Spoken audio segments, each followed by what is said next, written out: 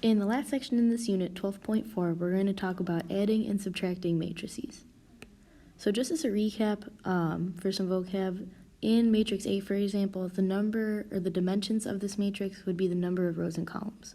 So for matrix A, it is a 2 by 2 matrix because it has 2 rows and 2 columns. Further, a matrix element is a specific number in that matrix. So like A11 or A21, a specific value in that matrix is called a matrix element. So this all ties together when adding and subtracting them because you can combine two matrices with equal dimensions by adding or subtracting their corresponding elements. So for example, if we had matrix A and matrix B, let's say I wanted to add them together, I would take their matching elements. So I would take A11 and add it with B11 into something that looks like this. I would add each matching spot in the matrix to combine them. So looking at an example problem, given matrix C and matrix D, what would the following be? I want to combine C plus D, and I also want to do C minus D. Now you can do this in the calculator, and I'll show you how to do that in class. You also, for simple addition and subtraction, could just do this in your head. So for C plus D, my new matrix, I'm going to add 3 and 1 to give me 4. Next one, 2 plus 4 is going to give me 6. 4 plus 3, 7. Negative 1 plus negative 2 is going to be negative 3. 4 plus 2, 6. 0 plus 4, 4. And that'd be it. For the second matrix, same thing. Instead of adding, I'm just subtracting now. 3 minus 1, 2, 2 minus 4, negative 2, 1, negative 1 minus negative 2. That double negative's going to change to be a positive.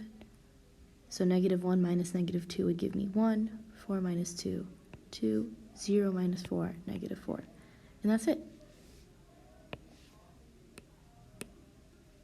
So in this last problem that we'll look at, we'll see where this kind of ties into a real-world context. So in this problem, the first table that we see on the left shows the records of all of the NFL teams in the AFC North Division after Week 6, so around halfway through the season or in the regular season. The second table shows the full season records up to this point for the same 4 teams. And what we really want to figure out is who has the better record for the second half of the season. So basically I want to figure out, looking at this data, who has a better record from week 7 to currently, so up until this point. And how I could do that is by setting up a system of matrices and solving. So for this first box, I'm going to make a 4 by 2 matrix. So for the first half of the season, the Cleveland Browns had 2 wins, 4 losses. Steelers were also 2 and 4. Baltimore was 4 and 2. And Cincy is 0 and 6. Now I don't know what the second half of the season is, so I'm just going to call that X for now. And then I know that the first half of the season plus the second part of the season is going to add up to their current records. So right now, the Browns' current record is 6 and 7. The Steelers are 8 and 5. The Ravens are 11 and 2. And the Bengals are 1 and 12. So from here, what I'm going to want to do to solve for X is I'm going to want to subtract this matrix on both sides. So I'm going to want to subtract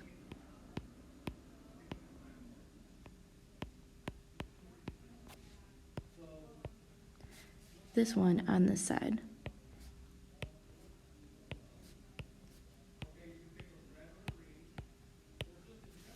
So now that's going to cancel out. Once I do the full season record matrix minus the first half of the season matrix, that's going to give me X by itself. And now I can kind of easily compare what those records are. So when I do this, I'm just going to write the matrix over here. 6 minus 2 is going to give me 4. 7 minus 4 is going to give me 3. 8 minus 2, 6. 5 minus 4, 1. 11 minus 4, 7. 2 minus 2, 0. 1. 6. And this represents the Browns, Steelers, Ravens, and the Bengals.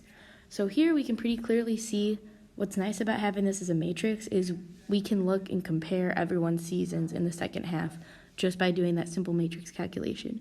So I could see that the Ravens by far have had the best season in the second half. They're on a 7-game winning streak. The Steelers next best. While we started kind of close to the Browns, we had the same record after week 6.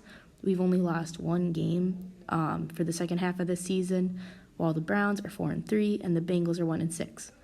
So to answer this question, which team had the best record? The Ravens by far.